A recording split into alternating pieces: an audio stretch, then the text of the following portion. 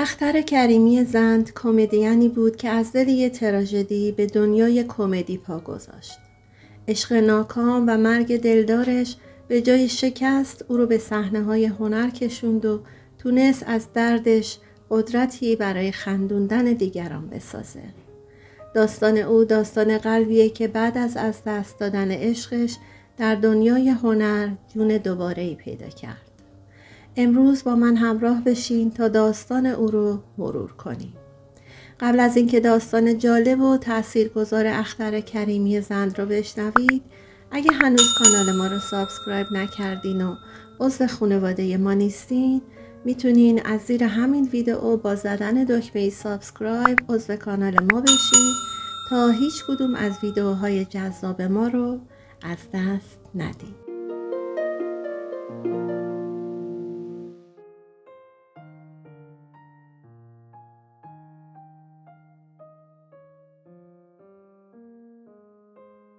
اختر کریمی زند با نام هنری دیانا، هنرپیشه، بازیگر تئاتر، سینما و تلویزیون در خرداد 1307 در تهران متولد شد.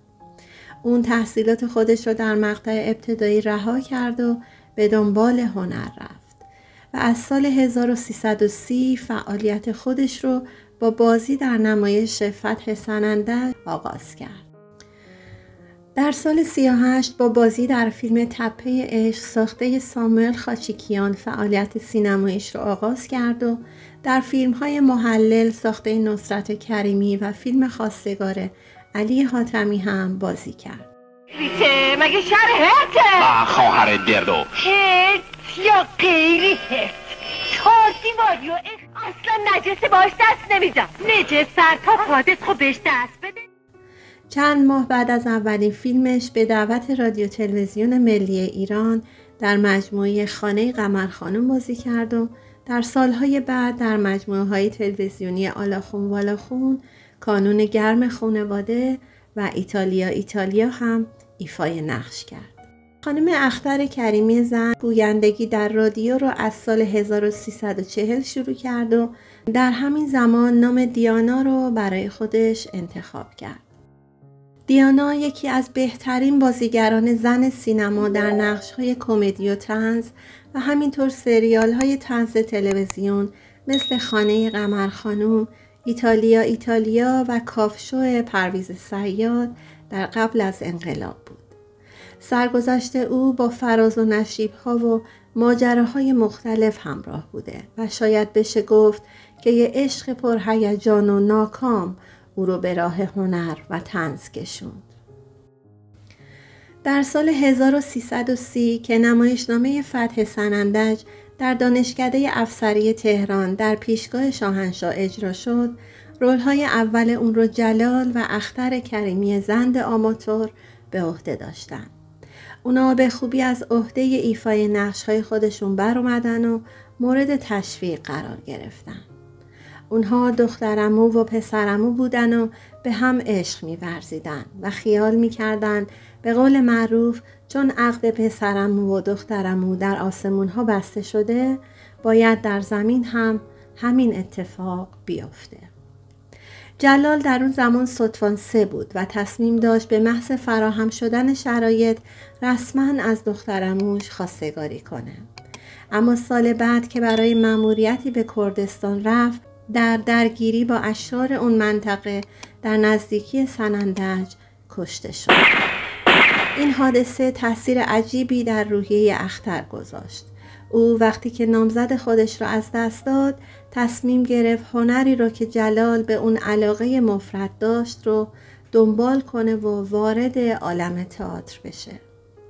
او در مدرسه هنرپیشگی تهران نام‌نویسی کرد و در مدت 15 سال حضور در صحنه تئاتر در نمایش‌های زیادی بازی کرد. دیانا بعدها با آقای عبدالوهاب شهیدی، یکی از اساتید موسیقی، خواننده، آهنگساز، مدرس آواز و نوازنده عود ازدواج کرد و شاپور شهیدی، بازیگر تئاتر و تلویزیون، حاصل ازدواج اونهاست. دیانا به همون اندازه که در تئاتر موفق بود، در زندگی زناشویی با شکست مواجه شد. او بعد از 7 سال زندگی مشترک با همسرش از او جدا شد. بعد از انقلاب هم قرار بود فعالیت هنریش رو ادامه بده، اما بعد از 1-2 کار به هر دلیل از دنیای بازیگری کنار گرفت و یا کنار گذاشته شد. خانم دیانا سالهای پایانی عمر خودش رو درگیر سانحه تصادفی شد که سالها او رو خونه نشین، مریض و زمینگیر کرد، به طوری که همیشه از درد پاهای خود رنج می برد. و متاسفانه خانم اختر کریمی زند یا همون دیانا در اردیبهشت سال 94 در سن 87 سالگی در سکوت خبری از دنیا رفت. پیکر این هنرمند عزیز در بهشت زهرا در قطعه معمولی به خاک سپرده شد و با اون که او از بهترین هنرمندان رادیو، تلویزیون و سینمای ایران بود، مسئولین وقت اجازه دفن او رو در قطعه هنرمندان ندادند و او رو در جای اون طرفتر از قطعه هنرمندان به خاک سپردند. یادش گرامی و خنده هایی که بر لبها آورد توشه سفرش.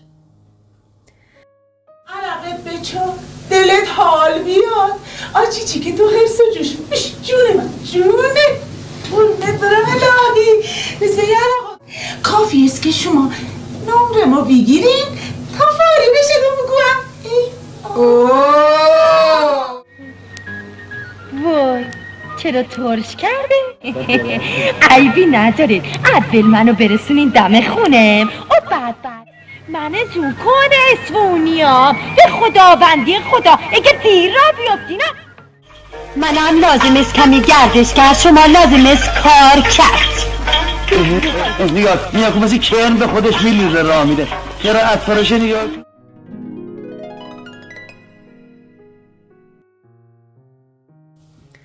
خب دوستان من، به پایان یه سرگذشت دیگه رسیدیم.